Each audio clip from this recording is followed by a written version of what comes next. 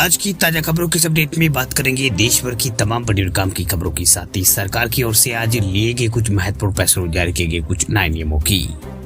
इसके अलावा महिलाओं के लिए आज एक जरूरी और महत्वपूर्ण खबर निकल के सामने बताएंगे आपको आगे इस अपडेट में।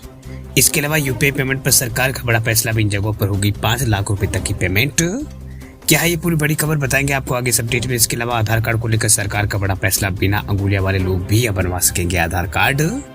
इस खबर को भी जानेंगे पूरे विस्तार से। इसके अलावा वोटर आईडी कार्ड को आधार कार्ड से लिंक करने को लेकर भी एक बड़ा अपडेट निकल के आ रहा सामने, बताएंगे आपको आगे इस अपडेट में। इसके अलावा कुछ एजुकेशन और जॉब रिलेटेड कुछ महत्वपूर्ण बड़ी खबरें हैं, बताएंगे आपको एक एक करके इस अपडेट में। साथ ही आज की तमाम बड़ी और काम की पूरी 20 खबरों की बात करेंगे आगे इस अपडेट में। तो बात करते हैं आज की पहली बड़ी खबर की। तो सरकार का बड़ा फैसला, बिना अंगुलियों वाले लोग भी बनवा सकेंगे आधार एनरोलमेंट को आसान बनाने के लिए सरकार ने बड़ा फैसला लिया। दरअसल सरकार ने आधार के लिए पात्र व्यक्तियों के अंगुली के निशान उपलब्ध नहीं होने की स्थिति में आइरिस स्कैन का उपयोग करके नामांकन करने की बात कही है। यानी जो आइरिस जो स्कैन है उसे करके यहाँ पर नामांकन कर सकता है। वह ये बयान जो है इलेक्ट्रॉनिक और IT राज्य मंत्री चंद्रशेखर द्वारा यहाँ पर केरल में एक महिला जोशीमोल पी जोस के नामांकन को सुनिश्चित करने के लिए यहाँ पर ये जो है सुनिश्चित करने के लिए आया है। वही महिला हाथ की अंगुली नहीं होने के कारण आधार कार्ड के लिए नामांकन जो है वो यहाँ पर नहीं कर सकी थी। वही बयान के अनुसार भारतीय विशेष पहचान प्राधिकरण यानी उदय की एक टीम ने उसी दिन यहाँ पर केरल के कोट्टयम जिले के कुरमारकुम में रहने वाली महिला से उसके घर पर मुलाकात की और उसके आधार नंबर यहाँ पर तैयार किया। वही चंद्रशेखर ने कहा कि आधार सेवा केंद्रों से यहाँ पर कहा गया है कि वैकल्पिक बायोमेट्रिक लेकर यहाँ पर धुंधली अंगुलियों के निशान या फिर इस तरह की दिव्यांगता वाले अन्य लोगों को आधार जो है वो जारी किया जाना चाहिए।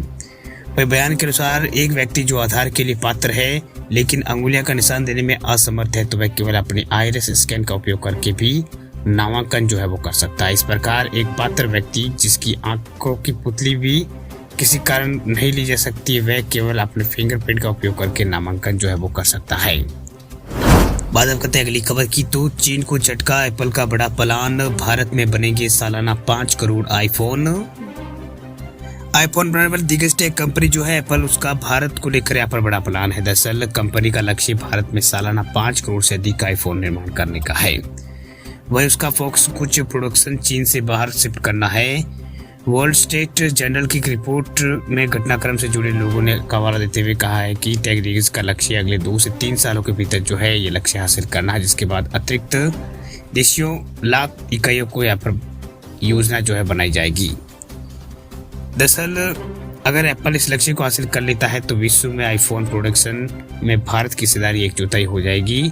वही शुक्रवार को जारी रिपोर्ट में कहा गया कि चीन अभी भी यहाँ पर सबसे बड़ा आईफोन निर्माता बना रहेगा। न्यूज एजेंसी ANS की रिपोर्ट के मुताबिक एप्पल को कठिन लड़ाई का सामना जो है करना पड़ रहा है क्योंकि वह प्रोडक्शन चीन से बाहर शिफ्ट करने की योजना बना रहा है। इसका मुख्य आपूर्तिकर्ता फॉक्सकॉन भारत में और अधिक कारखाने बनाने की योजना बना रहा है क्योंकि टाटा समूह भारत में सबसे बड़े आईफोन असेंबली प्लांट में से एक का निर्माण करने के लिए तैयार है। बात अब करते हैं अगली खबर की। तो अगली खबर है वोटर आईडी को आधार कार्ड को लिंक करने को लेकर सरकार ने दिया है बड़ा अपडेट। सरकार के द्वारा वोटर आईडी कार्ड और आधार कार्ड को लेकर एक जानकारी जो है वो दी गई है। कानून मंत्री ने शुक्रवार को लोकसभा में एक सवाल का जवाब में कहा कि देश की सरकार ने अभी तक आधार कार्ड को मतदाता पहचान पत्र से जोड़ना शुरू नहीं किया है। वही मंत्री ने आधार कार्ड को लिंक कराने की प्रोसेस को यहाँ पर संचालित है और वोटर आईडी कार्ड को जोड़ने के लिए कोई टारगेट यहाँ पर नहीं दिया है। वह कानून मंत्री जो है उन्होंने भारत निर्वाचन आयोग से को बताया है कि आधार को यहाँ पर EPIC से जोड़ने को लिए अभी यहाँ पर इसको यहाँ पर शुरू नहीं हुआ है। इसके अलावा फॉर्म 6B जमा कराने की समय सीमा को 1 साल के लिए बढ़ा दिया गया है। बहरहाल वोटर से जुड़ना यहाँ पर जरूरी नहीं है, आप अपनी मर्जी से अपने आधार कार्ड को वोटर आईडी से लिंक करा सकते हैं। अगर आप आधार कार्ड को वोटर आईडी कार्ड से लिंक कराने की सोचते हैं तो फॉर्म 6B जमा आपको कराना होगा, जिसकी डेडलाइन मार्च 2024 के आखिर तक बढ़ा दी गई है। वही कांग्रेस सांसद के सवाल के जवाब में मंत्री ने कहा है कि जिन लोगों के पहचान पत्र अलग थे और नाम समान थे उनके नाम मतदाता लिस्ट से जो है हटा दिया गया है। बात हम करते हैं अगली खबर की। तो यूपीआई पेमेंट पर सरकार का बड़ा फैसला, इन जगहों पर होगी 5 लाख तक की पेमेंट।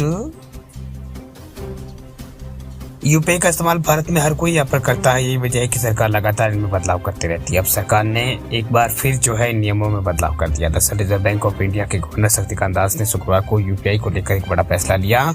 वह अस्पताल और शैक्षणिक संस्थानों के लिए यूपीआई लिमिट को जो है उन्होंने बढ़ा दिया है। दरअसल आरबीआई के गवर्नर ने इसकी जानकारी देते बताया है कि सरकार ने यूपीआई की लिमिट को 1 लाख से बढ़ाकर 5 लाख करने का फैसला किया है। यूपीआई ट्रांजैक्शन की विभिन्न कैटेगरी को समय समय पर बदला जाता है। दास ने बताया है कि लोगों की जरूरत को ध्यान में रखते हुए अस्पताल और शैक्षणिक संस्थानों के लिए यूपीआई की लिमिट को जो है 1 लाख से बढ़ाकर 5 लाख जो है वो कर दिया गया है। उन्होंने कहा है कि इससे लोगों को यूपीआई पेमेंट करने में आसानी होगी, साथ ही किसी भी प्रकार का भुगतान करने के लिए उन्हें बिल्कुल भी परेशान नहीं होना पड़ेगा। यूपीआई भारत का बहुत ज़्यादा इस्तेमाल यहाँ पर करने वाला जो है वो सिस्टम है। यही वजह है कि भारत में काफ़ी लोकप्रिय भी है। पैसे ट्रांसफर करने के लिए लोग इसी पेमेंट का यूज यहाँ पर करते हैं। वही ई मॉडरेटेड के तहत भी लिमिट में सुधार कर लिया गया है। इस लिमिट को बढ़ाकर 1 लाख कर दिया गया है, जबकि पहले ये 15,000 रुपये थी। बात अब करते हैं अगली खबर की। तो जूट कंपनियों के लिए अच्छी खबर देखिए। खाद्यान्न और चीनी की पैकेजिंग में जूट के थैले का होगा इस्तेमाल।